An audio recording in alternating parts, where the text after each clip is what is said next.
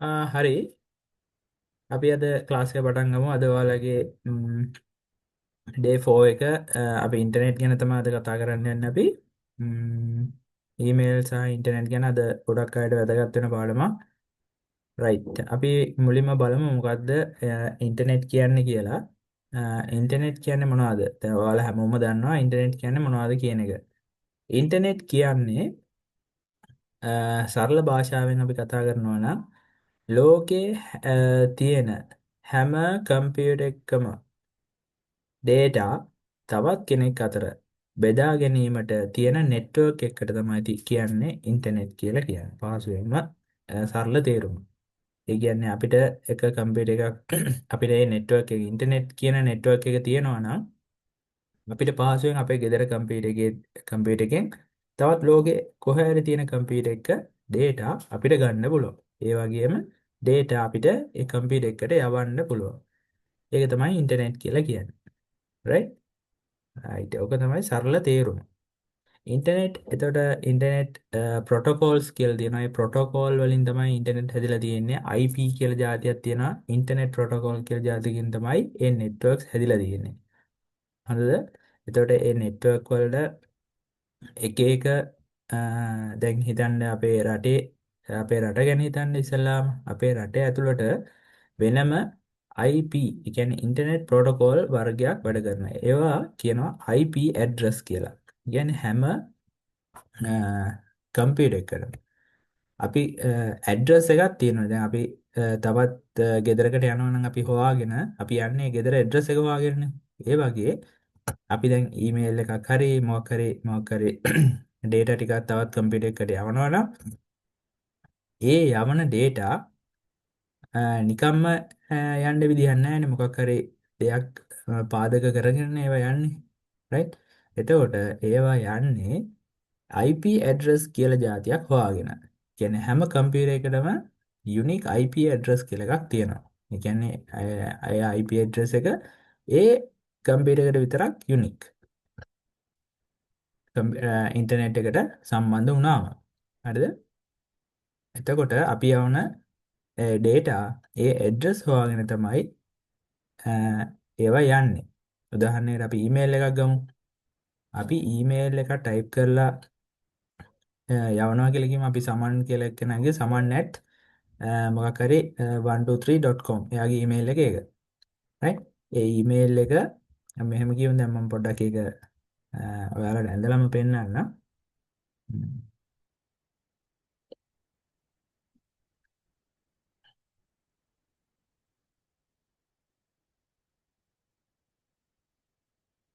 right. මෙතන ඉන්නවා සමන් කියන අපි හිතමු පුද්ගලයෙක් ඉන්නවා. right? එයාගේ ලැප්ටොප් එකක් තියෙනවා. එයාට ඉන්ටර්නෙට් තියෙනවා. right? මේක තමයි එයාගේ ලැප්ටොප් එක කියලා හිතමු. right? මේක තමයි එයාගේ ලැප්ටොප් එක. එතකොට ඉන්ටර්නෙට් සරලව හැදෙන්නේ මෙන්න මේ විදිහට. අපි ඔයාලා දන්න හැමෝම අපි SLT එකෙන් ඉන්ටර්නෙට් ගන්නවා, ඩයලොග් එකෙන් ඉන්ටර්නෙට් ගන්නවා කියලා එහෙම ගන්නවා. නේ? එතකොට අපි අපේ කම්පියුටර් එක right? අපේ කම්පියුටර් එක SLT ලට තමයි අපි අපේ ගෙදර කම්පියුටර් එක කනෙක්ට් වෙන්නේ. SLT හරි ඩයලොග් හරි right? මෙතන කියමු ඩයලොග් කියලා. එන්න මෙතන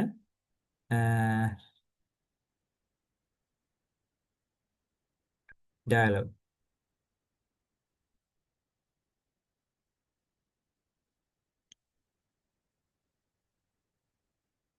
right. කියමු. එතකොට එයාලගේ දීලා තියෙනවා අපිට ගෙදර රවුටර් එකක් right? එන්නේ රවුටර් එකට තමයි අපි කනෙක්ට් වෙන්නේ. හරිද?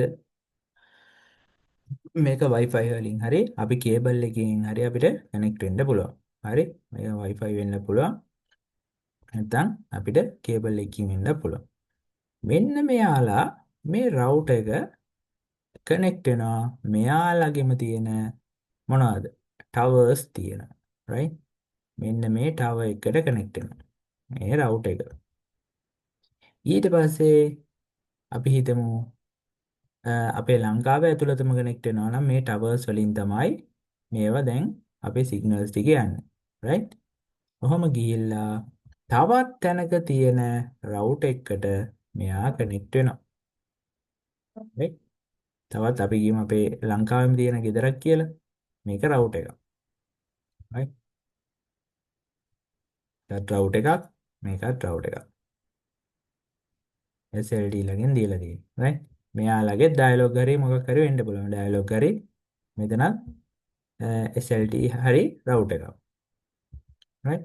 ඊට පස්සේ ආයේ කොහොමද සුපුරුදු විදියට මෙයා එයාලගේ ගෙදර තියෙන ලැප්ටොප් එකට හරි කම්පියුටර් එකට ඉන්ටර්නෙට් සපයනවා. හරි? තව කෙනෙක්ගේ ඉන්ටර්නෙට් සපයනවා. ඔන්න ඔහොම තමයි සරලම විදිහ අපි ඉන්ටර්නෙට් කනෙක්ටිවිටි එක ඔයාලට තේරෙන විදියට කිව්වම. right? මේකේ IP කියලා ප්‍රොටෝකෝල් එකකින් තමයි මෙන්න මේ අතර වැඩ කරන්නේ. IP කියලා ඉන්ටර්නෙට් ප්‍රොටෝකෝල්. right? IP කියලා ප්‍රොටෝකෝල් එකකින් තමයි මේ ඉන්ටර්නෙට් හැදිලා තියෙන්නේ. right? එතකොට මෙයාලගේ අතර කමියුනිකේෂන් එක දැන් මෙහෙමයි. දැන් මේ රවුටර්ස් දුන්නාන් පස්සේ මෙන්න මේ ටවර්ස් වලින් තව රවුටර්ස් ඕන ගානකට කනෙක්ට් වෙනවා. right? මොහොම මුළු ලංකාවෙම තියෙන රවුටර්ස් වලට මේ ටවර්ස් කනෙක්ට් වෙනවා. එතකොට ඔයාලා හිතන්න ඔයාලගේ මේ කමියුනිකේෂන් හැම පැත්තටම බෙදලා යන්නේ මෙන්න මේ විදියට. ඔයාලගේ ප්‍රයිවට් රවුටර් එක මේක නම් අනිත් ප්‍රයිවට් රවුටර්ස් වලට මෙහෙම යනවා. හරිද? එතකොට ඔයාලා හිතනවා ඇති කොහොමද මේ ඩයලොග්ලට ඉන්ටර්නෙට් එන්නේ කියලා. ඒක එන්නේ ඔයාලා දන්නවා ඇති මුහුදේ වෙන රටවල් වලට කනෙක්ට් වෙන කේබල්ස් තියෙනවා. right? ඒක මුහුදෙන් යන්නේ. මේ ඩයලොග් රවුටර්ස් අන්න ඒ ඩයලොග්ලා SLT ලා මේ අරන් තියෙනවා මුහුදෙන් කේබල්ස් දාලා ඉන්ටර්නෙට්. හරි? මේක මුහුද හරහා තමයි මේ ඉන්ටර්නෙට් අපිට එන්නේ. right? sea cables වලින් තමයි අපිට එන්නේ මේ රවුටර්ස් වලට ඉන්ටර්නෙට්. හරි? එතකොට ඒව තමයි අපි අපේ ලංකාව ඇතුළත බෙදාගන්නේ. අනිත් හැම රටකම එහෙමයි. එතකොට ඔයාලා හිතන්න හැම තැනටම මේ වගේ කනෙක්ටිවිටි එකක් තියෙනවා. මීට අතරව දැන් ඇවිල්ලා තියෙනවා එලෝන් මස්ක්ලාගේ ඇමරිකන් කම්පැනි එකක් ඇවිල්ලා තියෙනවා මොකද්ද තව කම්පැනි එකක් ඇවිල්ලා තියෙනවා ඒ කම්පැනි එකෙන් මට ඒ කම්පැනි එක නම අපේ ස්ටාර්ලින්ක් right? ස්ටාර්ලින්ක් කියන කම්පැනි එක ස්ටාර්ලින්ක් එක මේක ඇමරිකන් කම්පැනියක්. මෙයාලගෙම තියෙනවා වෙනම සැටලයිට් සර්විස් එකක්. එතකොට මෙයාලා කරන්නේ කොහොමද?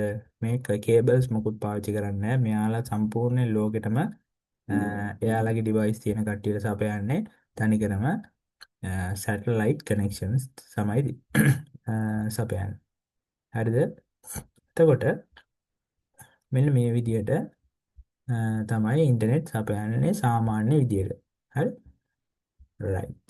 මේක තමයි ඔයාලට මට බේසික් අයිඩියා එකක් විදියට දෙන්න ඕනේ. right. අපි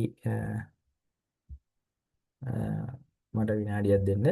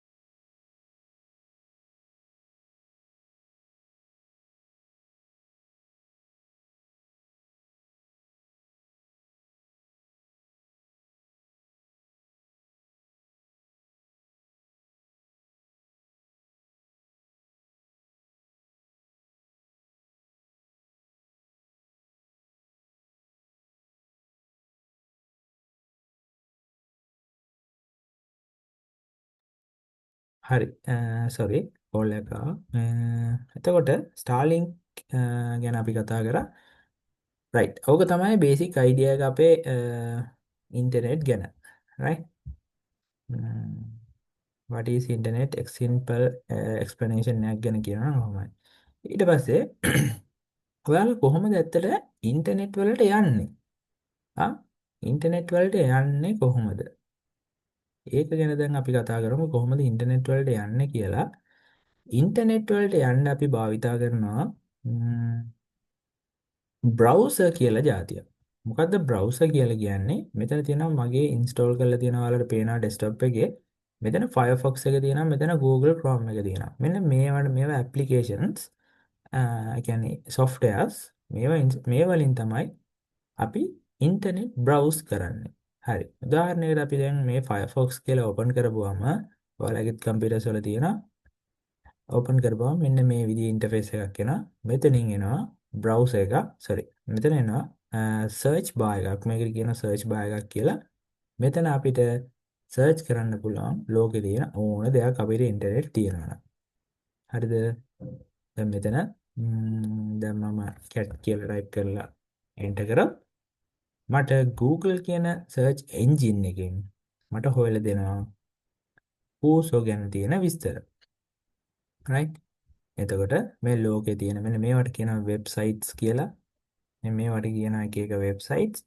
එතකොට වෙබ්සයිට්ස් ගැන සම්පූර්ණ විස්තරයක් මට මේ බ්‍රවුස් එක ලබා දෙනවා.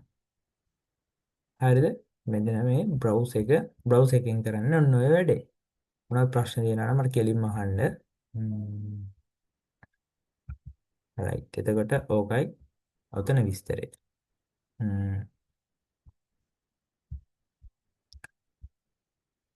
හරි. එතකොට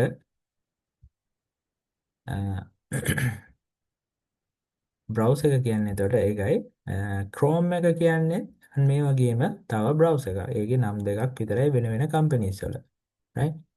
මේක Firefox කියන බ්‍රවුසර් එක, අරක Chrome කියන බ්‍රවුසර් එක. අපි එකම විදියට තමයි වැඩ කරන්නේ මේ දෙකේම. කියන්නේ එකම සර්ච් කරන විදියට. right?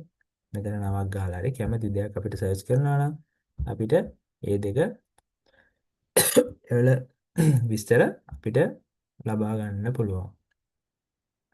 එතකොට ඕපනින් වෙබ් අපි වෙබ් බ්‍රවුසර් එක ඕපන් කරන විදිය බැලුවා. හරි?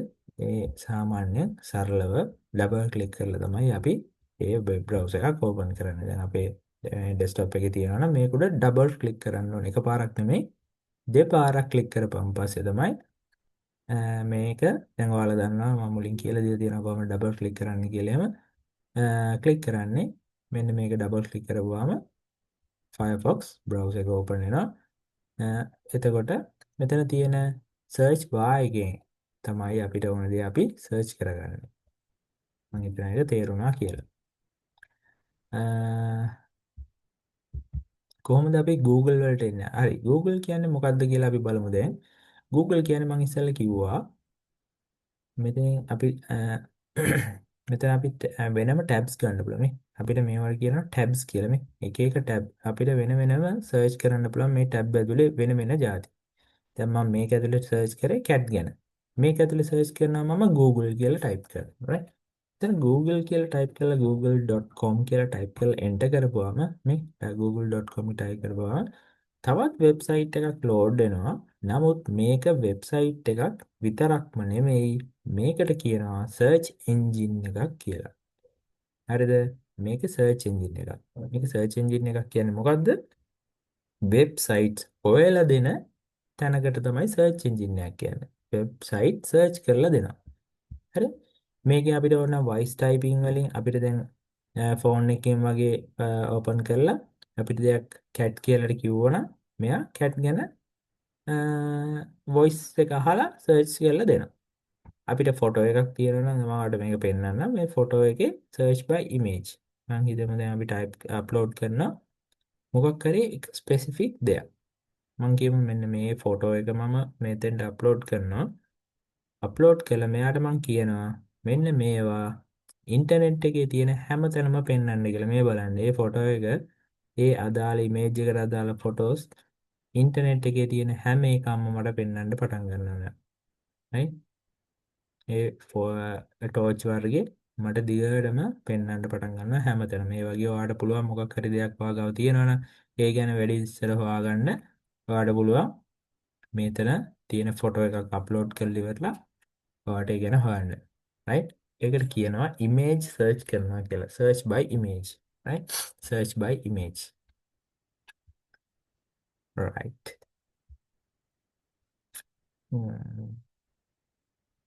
හරි. දැන් ඊළඟට අපි එනවා වැදගත් තැනකට කොහොමද අපි ඊමේල් එකක් පාවිච්චි කරන්න කියලා. how to create an email.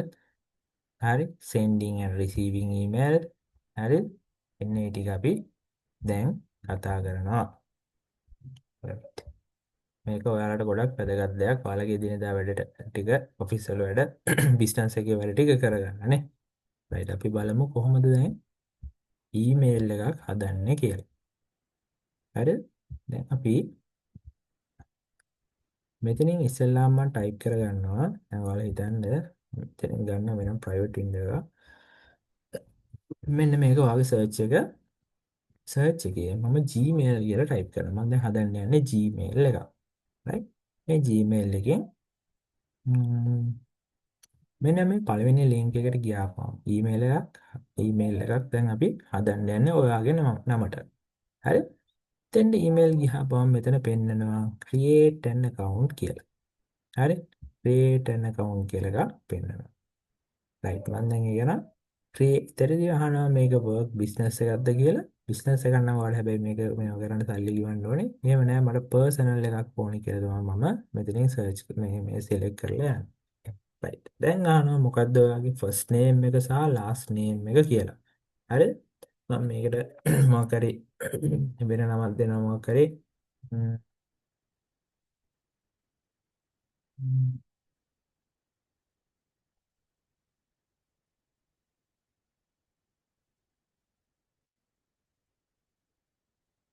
ඒ නම දෙනවා.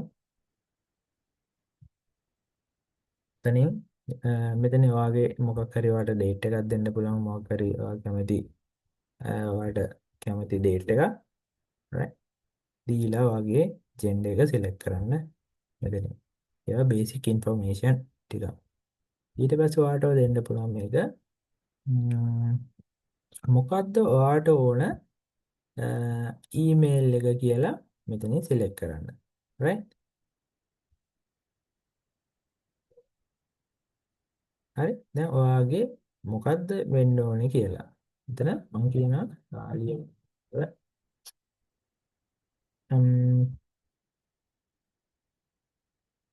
@gmail.com කියන එක බලන්න කියනවා. ඒක බෑ කියලා කියනවා. නමුත් මෙයාලා කියනවා බණ්ඩාර සාලිය මේමයක් දෙන්න පුළුවන්. එහෙම නැතුව මම කියනවා මෙතන 1 2 3 කියලා සාලිය බණ්ඩාර 1 2 3 කියලා. ඒකත් බෑ කියනවා. ආයි කියනවා 3 2 1. ඒකත් බෑ කියනවා. right? මම කියනවා තව මොකක් හරි මගේ වෙන නම්බර එකක් කියමු. මේ විදිහට දාන්න. අන්න ඒක තියෙනවා. හරි?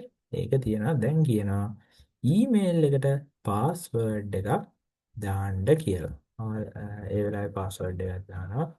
ආයෙත් ඒක කන්ෆර්ම් කරගන්න ඕනේ ඔයා. අන්න right. ඔය විදිහට දැයිලා මම next කරනවා.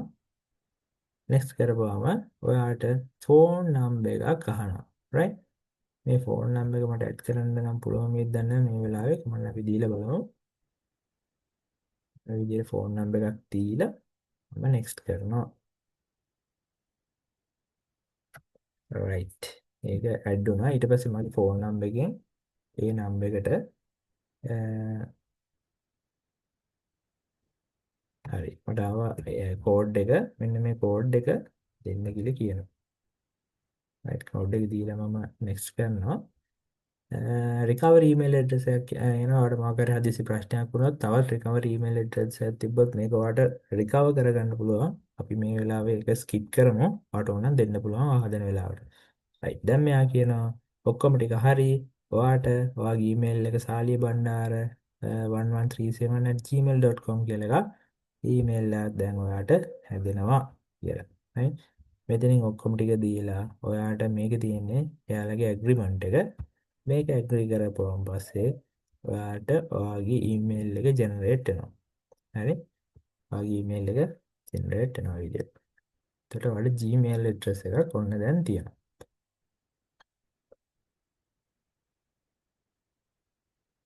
හරි. ඉතාමත් සරලයි. ඔයාටම කියලා ඔයා ඊමේල් එකක් දැන් හදාගත්තා. නේද? හරිම සරලයි. දැන් ඔයාලට තියෙන්නේ ඊමේල් එකක් යවන්න. විදිය දැනගන්න නේද? right? මම දැන් කරන්නේ මම ඊමේල් එකක් යවනවා මේකට. right? අපේ දැන් ඊමේල් එක තමයි මෙන්න මෙතන මේ උඩ බායකට ගියාපම මගේ ඊමේල් එක මෙතන පෙන්නනවා මේ. මගේ ඊමේල් එක පෙන්නන salibanara1137@gmail.com. අලුත් ඊමේල් එකක් අපි යවනවා නම් මෙන්න මෙතන මේ තියෙනවා කම්පෝස් කියලා බටන් එකක්. ඒ කම්පෝස් බටන් එක ප්‍රෙස් කරලා ඉවරලා to කියන තැනට ඔයාට මේ ඊමේල් එක යවන්න ඕන කෙනාගේ ඇඩ්‍රස් එක ටයිප් කරන්න ඕනේ. දැන් අපේ ඇඩ්‍රස් එක අරගෙන දැන් යවන්න ඕන එකනා අපි හිතමු උදාහරණයකට මංගලිකා හරි කවුරු කියන්නේ මම හවුරි ඔව් mangalika@gmail.com. එතකොට එයාගේ නම ටයිප් එයාගේ ඊමේල් ඇඩ්‍රස් එක මෙතන ටයිප් කරලා යවන්න ඕනේ. ඊට කලින් මේ සබ්ජෙක්ට් කියන්නේ මොකද්ද? අපි මේ ඊමේල් එක මොකක් පිළිබඳවද යවන්නේ කියලා සබ්ජෙක්ට් එකක් අපි දාන්න ඕනේ. right? මම දැන් උදාහරණයකට මටම ඊමේල් එකක් මම දැන් යවා ගන්න. ඔන්න මගේ ඊමේල් ඇඩ්‍රස් එක මම ටයිප් කරා මෙතන salibandara1137@gmail.com. මම යවනවා මේකේ ඊමේල් ඇඩ්‍රස් එක තමයි අද ක්ලාස් එක කියමු. computer basics day 4. හරි? ඊට පස්සේ ඔන්න ඔක තමයි මේක. එතකොට බලන කෙනාට හිතා ගන්න පුළුවන් මේ ඊමේල් එක ඇවිල්ලා තියෙන්නේ මෙන්න මේ මාතෘකාව යටතේ කියලා. right? මම ඊට පස්සේ කෙනෙක්ට යවනවා dear sir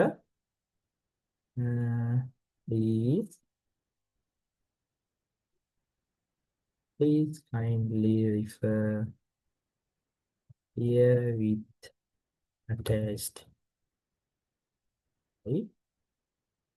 details කියලා දානවා. කරි best regards කියන best regards කියලා දාලා මම යවනවා මගේ නම දාලා මටම යවා ගන්න. ඔන්න ඔහොම තමයි සාමාන්‍ය ඊමේල් එකක් අපි ඩ්‍රාෆ්ට් කරනවා කියලා කියන්නේ. ඊමේල් එකට ඩ්‍රාෆ්ට් කරනවා.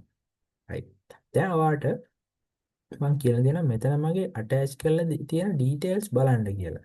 එතකොට යම් කිසි දෙයක් attach කරනවා කියන්නේ අපි compose කරපු කලින් අපේ document එකක් මේකත් එක්ක එකතු කරනවා කියන එක. ඒක කරන්නේ කොහොමද? මෙතන තියෙනවා මේ pin icon එකක් attach files කියන එක. right? මෙතන attach files කියන දේ අපි හිතමු මොකක් හරි මෙතන මෙන්න මේ ෆොටෝ එකක් කියමු පුරුවට මේ ෆොටෝ එකක් මම දැන් ක්ලික් කරලා ඕපන් කරපුවම මොකද වෙන්නේ? ඒ ෆොටෝ එක මෙතන attach වෙනවා. right? මෙතන attach කරනවා ඒ ෆොටෝ එක. අන්න attach වෙලා ඉවරයි. හරි. දැන් මගේ වැඩ ටික ඉවරයි. මෙතන ඕනනම් ඔයාලට තව දේවල් කරන්න පුළුවන්. ඒවා ඔයාලා පොඩ්ඩක් බලන්න මේ අකුරු ලොකු වැඩි කරන ඒවා හයිපර් ලින්ක් එකක් ඇඩ් කරනවා. ඉන්සර්ට් ලින්ක් කියන්නේ තව මොකක් හරි ලින්ක් එකක් දෙන්න පුළුවන් ඒකට. මේ මූණවල් ಜಾති ගොඩක් තියෙනවා. ඒවා ඔයාලා ට්‍රෙස් කරලා බලන්න. මම ඔයාලට බේසික් දේවල් ටික මෙතන කියලා දෙනවා. හරි. මම දැන් ඔන්න සෙන්ඩ් කරා. සෙන්ඩ් කරපු ගමන් මොකද උනේ? මගේ ඉන්බොක්ස් එකට ඔන්න ඊමේල් එකක් ආවා.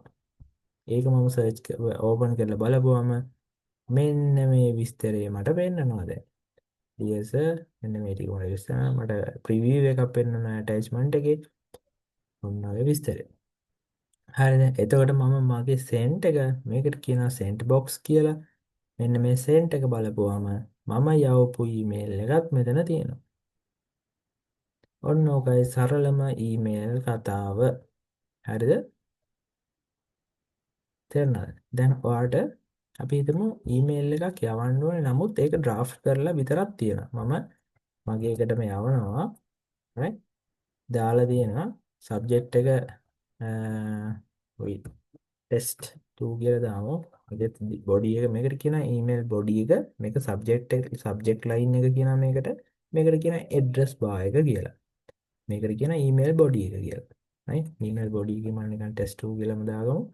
දාලා ඉවරලා මම මේක බලන්න ඔයාලට තව දෙයක් මෙන්න මෙතන බලා ගන්න මම කරද්දිම ඔන්න මම ස්පේස් එකක් දානවා. ටයිප් කරනවා. right? ඔන්න ඔහම යද්දි අන්න දැකද draft saved කියලා වැටුණා. හැම වෙලෙම saved කියලා වැටෙනවා. මම කරන දේ මෙයා ඔන්න දැන් මම ටයිප් කරන්න තු ඉන්නවා. ටයිප් කරන්න සේව් කරගන්නවා. ඔන්න ආයෙත් මම මොකක් හරි ටයිප් කරනවා. ඔන්න ටයිප් කරනවා ආයෙ මම සද්ද නැතුව ඉන්නවා. හරි. අන්න සේව් කරගන්නවා. දාලා ඉවරලා මම මේක මෙන්න ක්ලෝස් කරලා දානවා. දාපුවාම පස්සේ මොකද වෙන්නේ? දැන් හදිසියෙ මට මේක ගන්න ඕන නම් කරපු එක ඒක මගේ ඉතිරි වෙලා තියෙනවා ඩ්‍රාෆ්ට් වල. මේ බලන්න ඩ්‍රාෆ්ට් වල මම කරපු වැඩේ එහෙමම ඉතිරි වෙලා තියෙනවා. මට ඒක වෙන දවසකට අරගෙන ආපහු යවන්න පුළුවන්. හරිද? ඒකත් ඉතාමත් විශේෂ දෙයක්. මෙතනින් ගොඩක්ම විශේෂ දේවල් වලට ඔයාලට ගන්න තියෙන්නේ ඒක. තවත් දෙයක් මම පෙන්නන්න. ඔයාට පුළුවන් මෙතන ඔයාගේ විශේෂ දේවල් හරි වෙනම ඔයාගේ මෙතන inbox sent items ඊට අමතරව වෙනම තැනකට හදලා තියන්න. ඒකට කියනවා label එකක් හදනවා කියලා. උදාහරණයකට මම දැන් create new label කියලා යනවා. හරිද? මේකේ මම test 2 කියලා label එකක් හදනවා කියමුකෝ. create කරනවා. right? එතකොට ඒක කොහෙද create උනේ? labels යටතේ. මම මේ label එකට මොකක් හරි පාටකුත් මොකක් හරි දෙනවා. label color එකක් මොකක් හරි දෙනවා. මෙන්න මේක. පාටක් දෙනවා. හරිද? ඊට පස්සේ මම මොකද කරන්නේ මේ inbox එකේ තියෙන mail එක මට පුළුවන් මේක මෙහෙම ඇදලා මේ බලන්න මම මේක ඇදගෙන යනවා මෙතනින් අල්ලගෙන මේ ඊමේල් එක මේ දැන් අත තියෙන්නේ අතින් එකපාරක් දෙපාරක් මෙහෙම එකපාර අල්ලගෙන එකපාරම මෙහෙම අල්ලගත්තාම මේක මෙහෙම මූව් කරන්න පුළුවන් අපේ තැනට. දැන් මම මේ temp කියන තැනට මූව් කරනවා. දැන් මොකද උනේ? මෙතන ඊමේල් ඉන්බොක්ස් එකේ මේක ගැලවිලා ගිහිල්ලා අපේ ටෙස්ට් 2 කියන හදලා තිබ්බ මේල් එකට ලේබල් එකට මූව් වුණා. හරිද? මේ වගේ විශේෂ දේවල් තියෙනවා නම් අපිට අඳුර ගන්න ඉක්මනින්ම අපේ මේල්ස් කැටගරයිස් කරන්න අපිට මෙතන මේ ලේබල්ස් හදලා මූව් කරලා තියාගන්න පුළුවන්. ඒකත් විශේෂ දෙයක්. right? එතකොට අද මට කතා කරන්න ඕන ඇත්තටම නොයි ටික තවත්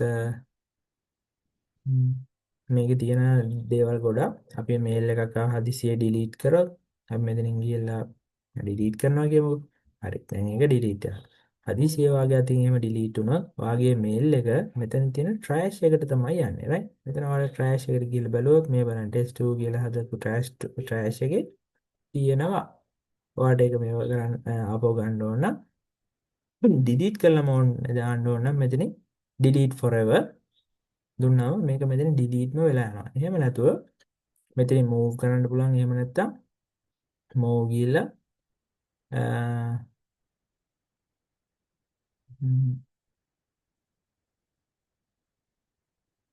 මූව් ගිහලා අපිට ඕන තැනට ආපහු මූව් කරගන්න පුළුවන්. ටෙස්ට් 2 කියන ලේබල් එක ඇතුළටම ඔන්න දැන් ආපහු මම මූව් කරගත්තා. right? නේ ටෙස්ට් 2 කියන එක ඇතුළටම ආයෙ මූව් වුණා. අන්න ඔය ටික තමයි මට අද පෙන්වන්න ඕනකම තියෙන්නේ තිබුණේ. එතකොට ඔයාලට මම දෙනවද ගෙදර ප්‍රැක්ටිස් කරන්න ඔයාගේම නමට ඔයා ඊමේල් එකක් අර මම පෙන්නපු විදිහට හදාගෙන send and receive කරලා පෙන්නන්න ඔයාගේ ඊමේල් එකටම හෝ තව කාටරි හරි ඊමේල් එකක් තියෙනවා නම් එයාගේ ඊමේල් එකට send කරලා ඉවරලා receive වෙලා කරගෙන අද කරපු ප්‍රැක්ටිස් ටික එහෙමම ඔයාලා කරලා බලන්න ඕනේ. හරි මොනවා හරි මේ ගැන ප්‍රශ්න තියෙනවා නම් මගෙන් අපේ group එකට message එකක් දාලා හරි එහෙම නැත්නම් ඊළඟ class එකේදී හරි මගෙන් අහන්න. right?